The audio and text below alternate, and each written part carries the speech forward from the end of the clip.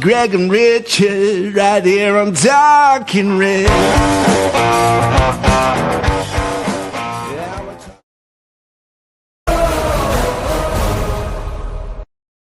Bit more Forest reaction as if we needed any more. I'm just going to step out.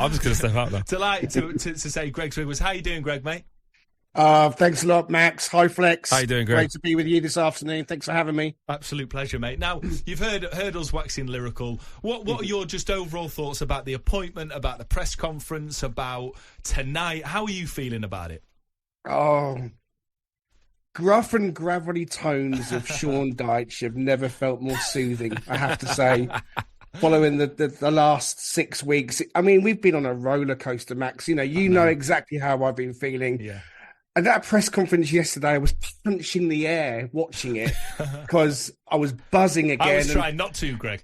I know. And I was getting carried away thinking, oh, God, this just feels so good. Guys, be careful. Ruben Amorim speaks so well. I was in love. Yeah, but we know what we're going to get. But careful, guys. We know what we're going to get with Sean Dyche. He's done the Premier. He's been in the Premier League. He's done it. Yeah. Is it in that right? I mean, I know we can get carried away a little bit, and I was sat there in the press conference, sort of beaming, nodding at him, like he was sort of my dad or something.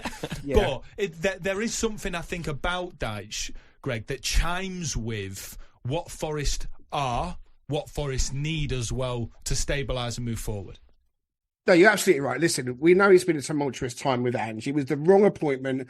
On Talking Reds, I tried to argue his case as much as possible to try and give him a chance, because I do believe that you need to give people a chance. But in the end, it just wasn't working. So Sean Dyche is what we need right here, right now. And he talked about it as well, that maybe, it's right place, right time. He might not have been the right manager for us at a certain time in the past. But in the moment, here and now, he's the available candidate. He's the best available candidate. And he is what we need. And, the fact that he lives in the city and all the stuff that we know about with Stone and Wone and that kind of Forest old boys, that does matter. It does. And there are younger fans that won't have a connection to them. That's going to change very, very quickly, because the personality is coming through thick and fast. The links to the city are in place. Yeah. The fans want that positive PR, which Ange either refused to do or just didn't think he needed to do. Or was incapable of doing. But, Dyche's coming straight away and he's saying all the right things. But, at the same time, he's backing himself in a very different way. He's downplaying to a certain degree, the style when he's talking about, skinny jeans, flared jeans, skinny jeans, flared jeans. He's coming out with some fantastic sound bites, but he's acknowledging his past, albeit 3 years as an apprentice, and his team's past, and he's acknowledging that that's important and that matters. But what he's saying is, that's not what this is about now. What this is about now is carrying this club forward. He doesn't really want to talk about himself. Yeah. Obviously, in that first press conference, there's going to be more talk about Sean Dyche, but he's made it very clear that going forward, it's about the team. It's about the players. It's about him putting his imprint on Nottingham Forest. The badge is bigger than him. It's bigger than anybody. And how can you not get excited when the new manager comes in? And he has split opinion a little bit, Max. There are still some that aren't having him, because you're never going to make everybody happy. But what do you make I of think that, he's Greg? what we need. Because a lot's been made about the Marinakis' stated ambition about winning a title and playing a particular way. That was obviously sort of manifest in the appointment of Ange Postecoglou. But what I thought was really interesting in the press conference yesterday, Greg, I don't know if you heard it, was when he said the Forest fans aren't stupid. They prefer winning, that winning feeling, than a particular brand of football. They know what's worked for them in the past. And I felt like that was maybe Sean Dyche almost wrestling back a little bit of the control over the narrative of the type of football Forest fans want to see. I think that we're generalised as a fan base because we're told that we ought to be playing a Brian Clough brand of football, which I can't even remember, wasn't alive for. Listen, it was a little bit low block sometimes. It was all counter-attacking football. Back in the day, it was called Brian Clough's teams play on the counter. And when you play on the counter, that means that you're sitting in. So it was called a different thing. I'm old enough to remember the Clough days. And it was wonderful to watch. We were the best team in the country at hitting teams on the counter because we did sit in at times. He didn't mind doing that.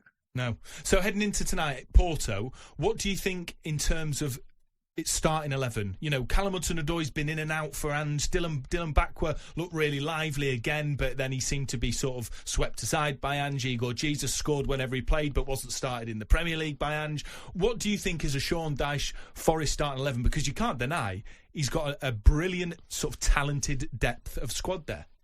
He's got the same problem that Ange had. We've bought a load of players, and you're always going to have players that miss out. Obviously, it's a bit different because the squad is tighter with it being a Europa fixture. Yeah. We know Amari Hutchinson can't feature. I fully expect Chris Wood to start. That's an obvious thing to say. That's his guy. That's his guy. The only thing that's is he said he might have a knock, but I would agree with you but he didn't say he wasn't going to play, but I wouldn't be surprised if he didn't. And then, but if he didn't, I think it would be Igor Jesus. Anyway, Greg, carry on. You got Chris. It's fine, but it depends on the formation. Would he? It's more likely, in my opinion, to go 4-2-3-1. That's what he was playing a lot with at Everton. I expect Morgan, Gibbs, White to really be stepping up now. This is a new lease of life for all these players, whether they took to Ange or they didn't. If personally, it felt to me like Ryan Yates was crying out in that press conference yesterday to say it just wasn't working under Ange, but maybe that's just me. But Morgan Gibbs White will feature. Douglas Luiz needs to feature. He's important for us. Agree. Ryan Yates is going to possibly benefit, people are saying, from Dyche being the manager now, because he's that all or nothing, robust, through the academy player. We might see him feature, but it's at the back that he's going to have to start making sure his imprint works effectively and quickly, because Max, as you know, we've been letting in far too many goals. We haven't been scoring any, but we've been letting goals in. Milenkovic hasn't looked the player from last season. He's going to be a lot more happier defending the edge of his penalty box than defending more towards the centre line. So Murillo back from injury. I mean, Morato's been playing well. So, could he go with a 3? I don't think so. Listen, Maverick cool. It won't happen. But could Murillo possibly move out to left back? I don't know. Zinchenko looks very suspect. And we don't have enough fullbacks, Max. No. So, is it time for too much experimentation? I don't know. I think he's going to be relying on the likes of Anderson and Morgan Gibbs White, definitely in that midfield area. Sangare, look at Decore and what he did with him at Everton. It might be that this is Decore Mark II with Sangare. He's that big, kind of in the same mould as Decore. So they're the kind of players I'm expecting to see. Douglas Luiz. I think this is a very, very good Premier League player. Yeah. I know he's gone to Juventus and it hasn't worked, and he's obviously come into an absolute treacherous Forest when he came in. But now the dust has settled a little bit. You're talking about players that Sean Dyche can trust, and he knows the Premier League. He'll know that Douglas Luiz is a very experienced player, and he's played at a higher level than most in that midfield. Absolutely. And I think if you can get the best out of him, alongside Elliot Anderson as well, I think talent-wise, that's brilliant. I agree with Greg. I think it'll be 4-2-3-1, and the two will be Elliot Anderson, Douglas Luiz, both of whom can play. As they say in basketball, both ends of the floor. We've got Gibbs White just out of that. Gibbs White will be therefore free to roam, and then I think you have to bring Callum Hudson-Odoi back in. Brilliant servant of the club. He's put himself back on the map. I think he should be in and around Tuchel's thoughts personally. Brilliant play for Forest. Who's your other winger, Greg? Well, I'd go with Dylan Bakwa. Porto like to use their fullbacks to come forward quite a bit. So there could be some space in behind them. So I would go with Bakwa because I think we still, he's got to get his Forest career started. None of them have really taken this by the scruff of the neck. Dan Ndoye had a nice start against Brentford, but, and he's shown up in patches. So whether it's Ndoye or Bakwa, if it's either, I'm going to be happy. I think McAtee people are saying he might be someone who struggles in a Dyche system, but I don't know about that. But for me, Hudson-Odoi, you're bang on, has to start. I think is our best winger. And I'd go with Dylan Bakwa. Nice. And listen, we have those options off the bench that we've talked about. So we're under the lights, Max, at the City ground. I was at the Midtjylland game, and the build-up was fantastic. We were all fired up, and then it went flat as a pancake. Tonight is the rebirth of our Europa season. I watched that game as well. I felt for you guys in that stadium. FC Midtjylland, undone by a set piece as well. But Greg, I wanted to ask you this, right? Obviously, you're talking about tonight, and rightly so. This is the first game. It's under lights. It's in Europe. But the Premier League's the bread and butter. You're in the bottom three as it stands. And in terms of starts, the first couple of games anyway, at least, away to Bournemouth, which Matt has explained to me, absolute bogey side. Don't think you've beaten them in 10, 11 years, etc., etc. Then after that, my beloved Manchester United have horrible task of being your first home Premier League game now, which I'm now not looking forward to. But in terms of how quickly you expect to see the improvement in the league, is it to do with tonight as a knock-on effect, or do you appreciate that the first couple of games, listen, you might not win them, they'll be really tough, and then you go from there? Or are you so excited and you can see such positivity that you expect it through from Porto right through, you're going to see that improvement? I'm expecting tonight to see something. I'm expecting that to see the Dyche fingerprints all over this team, certainly in the defence. Now, look, it's a tough start. If we can get a point at home against Porto, I actually think a lot of Forest fans would take that right now. Yeah. A win is possible, but in the percentage rates, I think is a little bit lower. I'm going to be at Bournemouth on Sunday. I'm going to be at the City Ground for Man U. So I can't wait for those two games. And listen, these games come thick and fast. Yeah.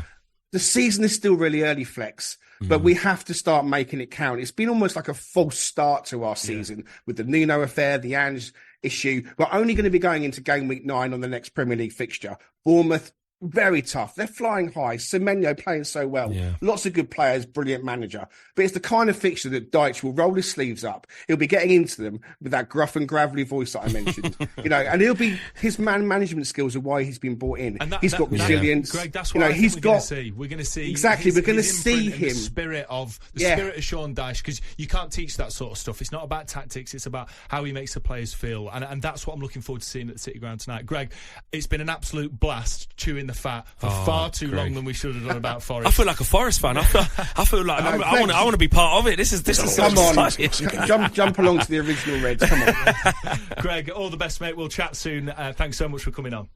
Pleasure. Thank you.